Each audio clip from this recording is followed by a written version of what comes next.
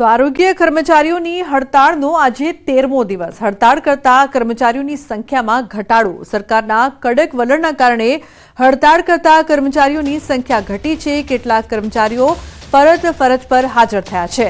તો ગાંધીનગરમાં સત્યાગ્રહ છાવણી મેદાનમાં કેટલાક હડતાળ કરતા કર્મચારીઓ એકઠા થયેલા જોવા મળ્યા. પરીક્ષા રદ કરો અને ઠરાવ રદ કરોના નારા પણ લગાવ્યા. તો હડતાળ કરતા આરોગ્ય કર્મચારીઓની પોલીસે અટકાયત કરી છે.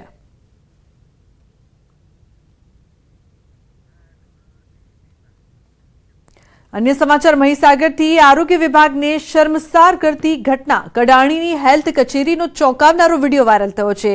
એક પરિણીત તબીબ મહિલા તબીબ સાથે અડપલા કરતો હોય તેવો વિડીયો છે તે વાયરલ થયો છે. ઉલ્લેખનીય છે કે આ વિડીયો સામે આવતા ચકચાર. અડપલાની આ ઘટના સીસીટીવીમાં કેદ. કોન્ફરન્સ રૂમમાં એક પરિણીત તબીબ દ્વારા સાથી મહિલા તબીબ સાથે શારીરિક અડપલા કરતો વિડીયો વાયરલ થતા ચકચાર મચી છે. આ મેડિકલ ઓફિસર અગાઉ પણ અનેક મહિલાઓ સાથે અડપલા કરી ચૂક્યો હોવાની ફરિયાદ થઈ હતી. જો કે અનેક ફરિયાદો વહીવટી તંત્રને કરવા છતાં પણ આવા લંપટ ડોક્ટર સામે મામૂલી કાર્યવાહી કરવામાં આવી હતી. કડાણા તાલુકા હેલ્થ કચેરીમાં ફરજ બજાવતા મેડિકલ ઓફિસર સ્નેહલ વરસાત દ્વારા સ્ટાફમાં જ ફરજ બજાવતી બે મહિલાને વારંવાર મોબાઈલ પર બીભત્સ માંગણીઓ કરતા મેસેજ પણ કરતો હતો. વાયરલ વિડીયો અમારે ધ્યાને આવેલો છે. એની તપાસ અમે ચાલુ કરી દીધી છે અને તપાસના અંતે દોષિત જે હશે એની સામે અમે શિક્ષાત્મક કાર્યવાહી કરીશું. વાયરલ વિડીયો તો અડપલાની આ ઘટના સીસીટીવીમાં કેદ થઈ છે. તબીબ મહિલા સાથે અડપલા કરતો અહીં જોવા મળી રહ્યો છે. પરંતુ મહત્વની વાત એ કે આ પહેલા પણ આ જ તબીબ વિરુદ્ધ ફરિયાદ કરવામાં આવી હતી, પરંતુ મામૂલી કાર્યવાહી કરવામાં આવી, જેના કારણે કહી શકાય કે આ વ્યક્તિની હિંમત છે તે બમણી થઈ ગઈ અને હજુ પણ તે નથી કોઈ પણ જાતની શરમ વગર રોકાઈ રહ્યો, પરંતુ આ પ્રકારની ઘટનાઓને વારંવાર અંજામ આપી રહ્યો છે. તબીબ મહિલા સાથે અડપલા કરતો હોવાનો વિડીયો વાયરલ થયો છે. આ પહેલા પણ અડપલા કરી રહ્યો હોય તેવી ફરિયાદો થઈ ચૂકી છે. આરોગ્ય વિભાગને શર્મસાર કરતી આ ઘટના સામે આવતા અનેક સવાલો ઉપસ્થિત થઈ રહ્યા છે. પહેલા કેમ યોગ્ય કાર્યવાહી કરવામાં ન આવી કે જેથી આ વ્યક્તિ છે તેને કોઈ પણ જાતનો ડર લાગે?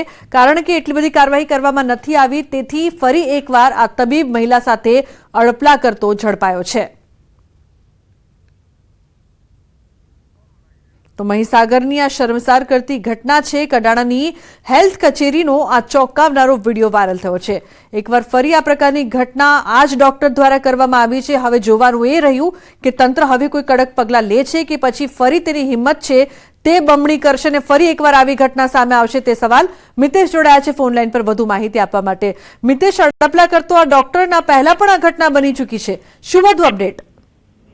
जी बिल्कुल थी लोगना जो ચોક્કસથી વાત કરવામાં આવે તો આ લંપટ ડોક્ટર એક બાદ એક મહિલાઓને છે તે શારીરિક છેડછાડ અને શારીરિક અને માનસિક ત્રાસ આપી રહ્યો છે. અગાઉ દાહોદની અંદર 108માં જ્યારે ફરજ બજાવતો હતો ત્યારે જબ તેની સાથી કર્મી તેને અંગત જે પાર્ટ કહી શકાય શરીરના તેના પર અડપલા કર્યા હતા અને બીભત્સ માંગણી કરી હતી.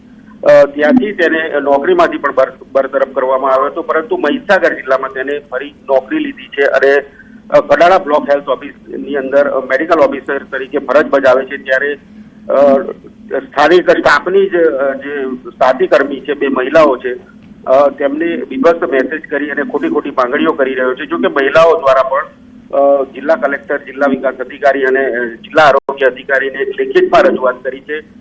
લેખિત રજૂઆત કર્યાના 3 મહિના બાદ અત્યારે આરોગ્ય વિભાગ દ્વારા તેને માત્ર મામૂલી બદલી કરી દેવામાં આવી છે. મામૂલી બદલી કરી અને અન્ય આરોગ્ય કેન્દ્ર ખાતે તેને ખસેડી દેવામાં આવ્યો છે. પરંતુ સવાલ એ ઉભો થાય છે કે આવા લંપટ અને જે ડોક્ટર છે તેને કેવી રીતે આરોગ્ય વિભાગ સાચવી રહ્યું છે? બિલકુલ, આભાર સમગ્ર માહિતી બદલ. તો વિભાગ સાચવી રહ્યું છે તેવું લોકોનું કહેવું. ગીર સોમનાથ જિલ્લા પ્રશાસન અને કોડીનારના સ્થાનિક ભાજપ નેતાઓ વચ્ચેનો વિવાદ ફરી સામે આવ્યો છે.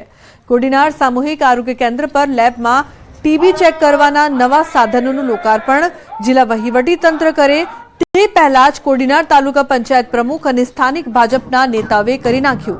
આ સમગ્ર મામલે ભાજપના સ્થાનિક નેતાઓનો આક્ષેપ છે કે તેમને વિકાસ અને પ્રજાલક્ષી કાર્યોના લોકાર્પણમાં જિલ્લા વહીવટી તંત્ર દ્વારા આમંત્રણ આપવામાં આવતું નથી. માત્ર કલેક્ટર દ્વારા જ ઉદ્ઘાટનો અને ખાતમુહૂર્ત કરવામાં આવી રહ્યા છે. કલેક્ટર સૂત્રાપાડા ખાતેથી બપોરે ઉદ્ઘાટન કરે તે પહેલા જ માજી સાંસદ દિનુભાઈ સોલંકી સહિતના નેતાઓ કોડીનાર સરકારી હોસ્પિટલ પહોંચી તાલુકા પંચાયત પ્રમુખના હસ્તે લોકાર્પણ કર્યું. સરકારની ગ્રાન્ટમાંથી સુવિધાઓ કરોડો રૂપિયાની સુવિધાઓના ઉદ્ઘાટન માત્ર ને માત્ર કલેક્ટરશ્રી કરે છે. નથી સંસદ સભ્યોને હાજર રાખવામાં આવતા, નથી ધારાસભ્યોને, નથી જિલ્લા પંચાયતના પ્રમુખને હાજર રાખવામાં આવતા. તાલુકા પંચાયત, જિલ્લા પંચાયતના કોઈ હોદ્દેદારોને જાણ સુદ્ધા નથી. અને માત્ર કલેક્ટરને આવો એક પરવાનો મળી ગયો હોય. સરકારશ્રીનું પણ ધ્યાન દોરવા માંગુ છું કે આ બાબતનું વિશેષ ધ્યાન રાખી અને સંગઠનના લોકો અને પ્રજાનું હિત છે એ શેમાં છે એ જુએ, નહીં કે કોઈ સરકારી અધિકારીઓના કહેવામાં આવે અને એનું ડાયરેક્ટ ઓપનિંગ કરી નાખવામાં આવે.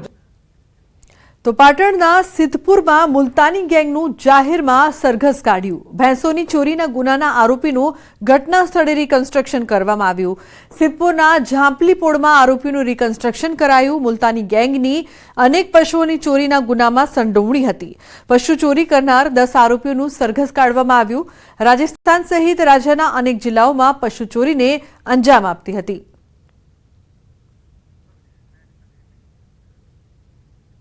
અને મહત્વપૂર્ણ સમાચાર વડોદરાથી. જાહેરમાં મારામારીનો વિડીયો વાયરલ થયો છે. ફતેગંજ વિસ્તારમાં મારામારીની ઘટના. યુવકોના 2 ગ્રુપ વચ્ચે જાહેરમાં મારામારી. કયા કારણોસર મારામારી થઈ તેનું કારણ હજુ સુધી સ્પષ્ટ નથી થયું. સીસીટીવી ફૂટેજના આધારે પોલીસે માથાભારે શખ્સોની શોધખોળ શરૂ કરી છે. તો દ્રશ્યોમાં જોઈ શકાય છે 2 ગેંગ કઈ રીતે